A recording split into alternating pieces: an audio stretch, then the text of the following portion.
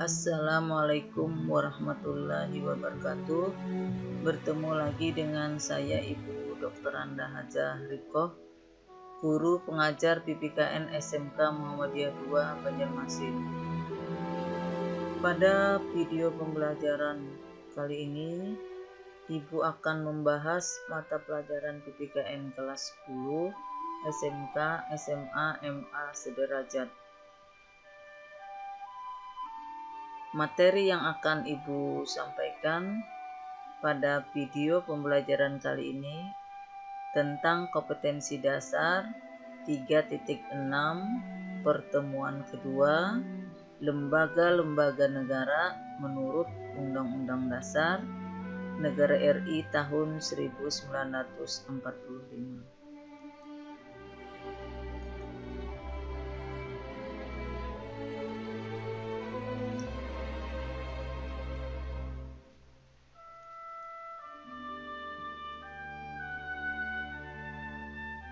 Tujuan pembelajaran kompetensi dasar 3.6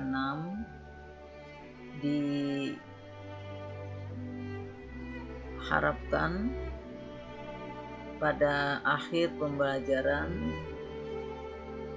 siswa dapat menjelaskan lembaga negara menurut Undang-Undang Dasar Negara RI tahun 1945.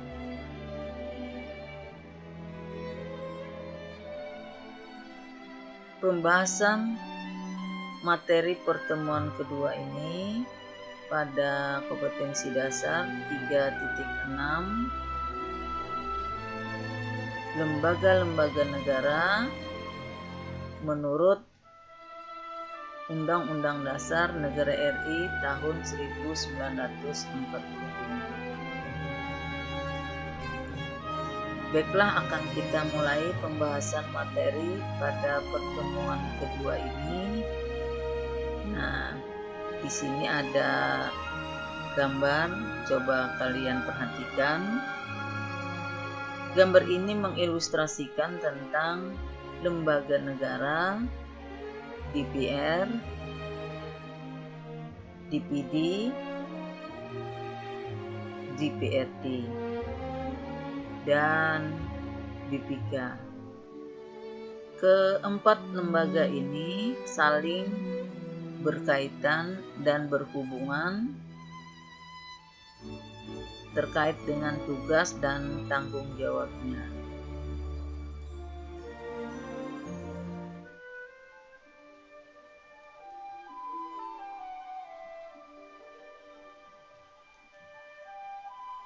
Di pertemuan kedua ini kita akan mempelajari satu, bagaimana definisi lembaga negara di Indonesia.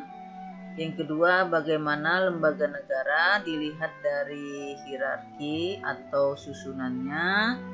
Yang ketiga, lembaga-lembaga apa saja yang diatur dalam Undang-Undang Dasar Negara RI tahun 1945. Dan nanti pada bagian C kita akan membahas tentang skema lembaga negara di Indonesia.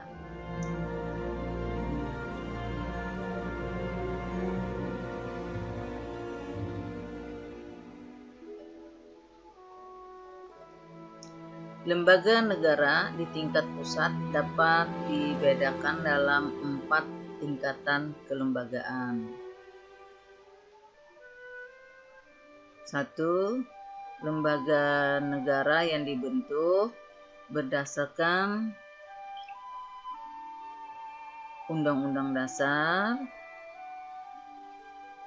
Yang kedua, lembaga yang dibentuk berdasarkan undang-undang. Yang ketiga, lembaga yang dibentuk berdasarkan peraturan pemerintah atau peraturan presiden. Dan yang keempat, lembaga yang dibentuk berdasarkan peraturan menteri. Lembaga yang dibentuk berdasarkan undang-undang ini seperti presiden, wakil presiden, MPR, DPR, DPD, BPK, MA, MK, dan KI atau Komisi Yudisial. Kemudian lembaga yang dibentuk berdasarkan undang-undang ini seperti Kejaksaan Agung, Bank Indonesia, Komisi Pemilihan Umum, Komisi Pemberantasan Korupsi, Komisi Penyiaran Indonesia atau KPAI, dan Komisi Nasional Hak Asasi Manusia, juga Pusat Pelaporan dan Analisa Transaksi Keuangan atau yang sering disebut PPA3, dan juga termasuk Ombudsman ya. Nah, ini lembaga yang dibentuk berdasarkan undang-undang. Kemudian lembaga yang dibentuk berdasarkan peraturan pemerintah atau peraturan presiden atau keputusan presiden, diantaranya seperti misalnya Komite Kebijakan Industri Pertahanan, Dewan Ketahanan Pangan, dan Tim Nasional Pencapaian Penanggulangan Kemiskinan. Nah, ini lembaga yang dibentuk berdasarkan peraturan pemerintah atau peraturan presiden atau keputusan presiden. Kemudian lembaga yang dibentuk ini berdasarkan peraturan menteri, seperti misalnya Badan Pengawas Pusat Modal dan Lembaga Keuangan. Nah, ini dikeluarkan oleh Menteri Keuangan. Kemudian Badan Regulasi Telekomunikasi Indonesia. Nah, ini dikeluarkan oleh Kementerian Komunikasi dan Informatika. Badan Pengatur Jalan Tol. Nah, ini dikeluarkan oleh Kementerian Pekerjaan Umum dan Perumahan Rakyat. Nah, ini lembaga negara yang dilihat di tingkat pusat. Ada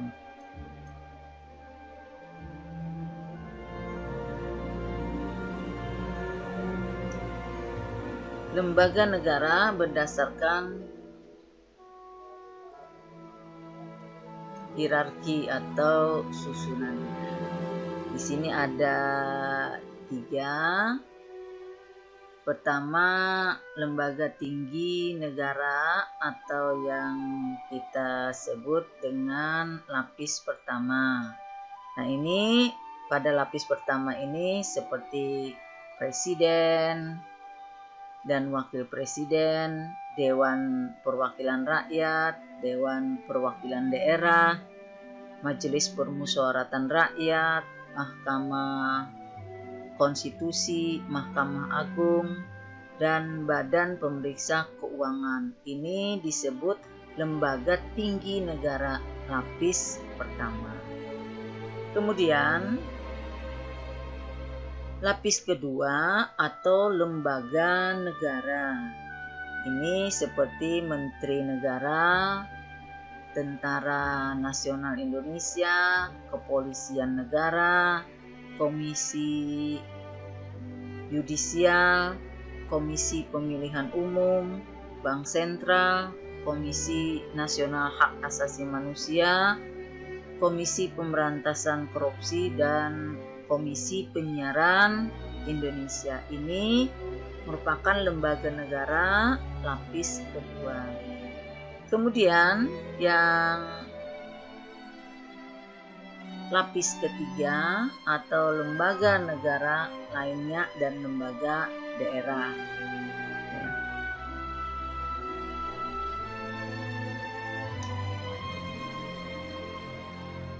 Lembaga yang dibentuk berdasarkan Undang-Undang Dasar Negara RI tahun 1945. Di sini kita lihat ya, ada 6 MPR, Presiden, DPD, DPR RI, BPK, dan Mahkamah Konstitusi.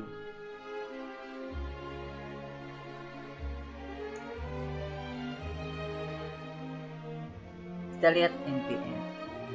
MPR sebelum amandemen menurut pasal 1 ayat 2 Undang-Undang Dasar Negara RI tahun 1945 itu berbunyi, kedaulatan adalah di tangan rakyat dan dilakukan sepenuhnya oleh MPR. Ini sebelum amandemen. Bahkan MPR itu adalah sebagai lembaga tertinggi negara yang kedudukannya lebih tinggi dari Presiden, DPR, DPK, DPA pada saat itu ya, MA. Tapi setelah amandemen, bunyi pasal 1 ayat 2 itu mengalami perubahan. Menjadi kedaulatan berada di tangan rakyat dan dilaksanakan menurut Undang-Undang Dasar. Nah, terjadi amandemen pasal 1 ayat 2 ini, maka merubah ya bunyi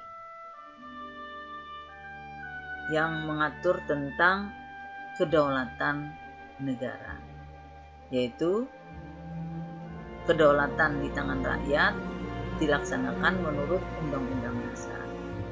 Di sini merubah posisi atau kedudukan MPR, tidak lagi sebagai lembaga tertinggi negara, tetapi sebagai lembaga tinggi negara, kedudukannya sejajar. Kemudian Presiden RI. Menurut pasal 4 ayat 1 Undang-Undang Dasar Negara kita menyebutkan bahwa Presiden RI ini memegang kekuasaan pemerintahan menurut Undang-Undang Dasar. Nah, makanya Presiden adalah pemegang kekuasaan eksekutif. Kemudian DPR. DPR merupakan lembaga perwakilan rakyat yang berkedudukan sebagai lembaga negara. Berdasarkan Undang-Undang Dasar Negara RI tahun 1945, kedudukan DPR adalah kuat. DPR tidak bisa dibubarkan oleh Presiden. DPR dapat senantiasa mengawasi tindakan-tindakan Presiden. Nah, DPR ini mempunyai 2 rangkap jabatan. Sebagai anggota DPR sekaligus sebagai anggota MPR RI.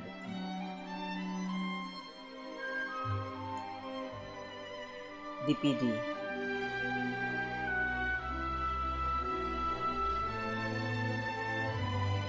DPD merupakan lembaga perwakilan daerah yang berkedudukan sebagai lembaga negara.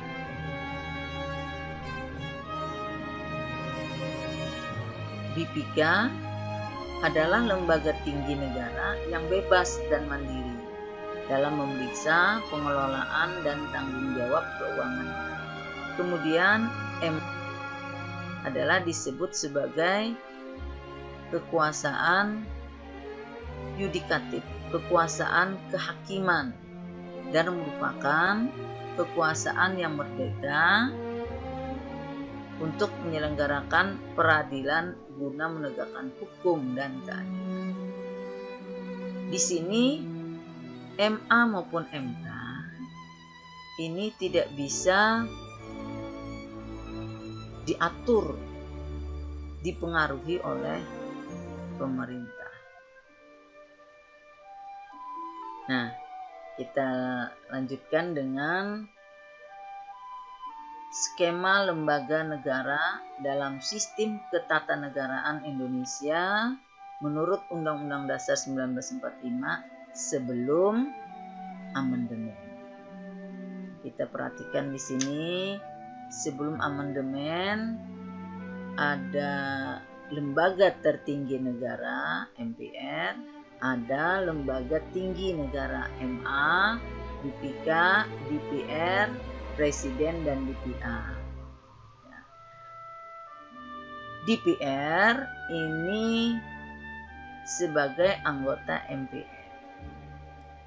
Kemudian Presiden dengan DPR ada tanda panah dua arah. Ini menunjukkan bahwa DPR dengan Presiden bekerja sama dalam membentuk atau membuat undang-undang. Kemudian DPA, Dewan Pertimbangan Agung, dia sebagai penasehat Presiden. Dia akan menjawab setiap pertanyaan dari Presiden dan memberikan pertimbangan-pertimbangan kepada Presiden. Sedangkan Mahkamah Agung ini garis pertanggungjawabannya langsung ke Undang-Undang Dasar. DPK akan menyerahkan hasil pemeriksaannya kepada DPR. Ini sebelum diamandemen.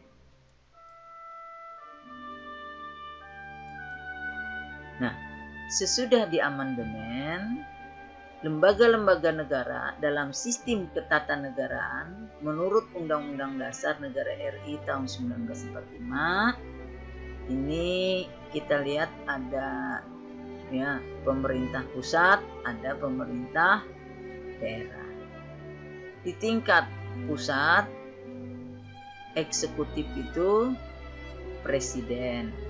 Ini nanti di bawahnya ada Kementerian Negara, kemudian ada Dewan Penasehat Presiden, dan TNI atau Polri. Kemudian juga ada Bank Sentral, ya. Kemudian juga ada KPU. Nah, ini di bawah eksekutif atau presiden. Kemudian legislatif, ini adalah DPR, MPR, DPD. Nah, kalau dulu adalah sebelum diamandemen MPR sebagai lembaga tertinggi negara, nah sekarang setelah diamandemen MPR itu adalah sebagai lembaga tinggi negara, sejajar dengan DPR dan DPD. Kemudian lembaga yudikatif ini MA dan MK. Di sini juga ada Komisi Yudisial dan badan-badan peradilan lainnya untuk menjalankan kekuasaan kehakiman. Untuk di tingkat daerah itu eksekutif yang di bawah presiden itu adalah pemerintahan daerah atau provinsi, gubernur, DPRD tingkat 1, pemerintahan daerah kabupaten atau kota, bupati atau wali kota, dan DPRD tingkat 2. Sedangkan lembaga yudikatif yang berada di tingkat daerah, ini nanti ada lingkungan peradilan umum, lingkungan peradilan agama, dan lingkungan peradilan militer.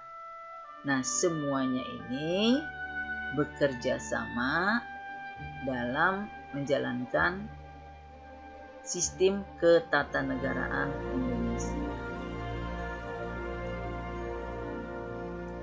Sekian dan terima kasih. Sampai jumpa di video pembelajaran berikutnya.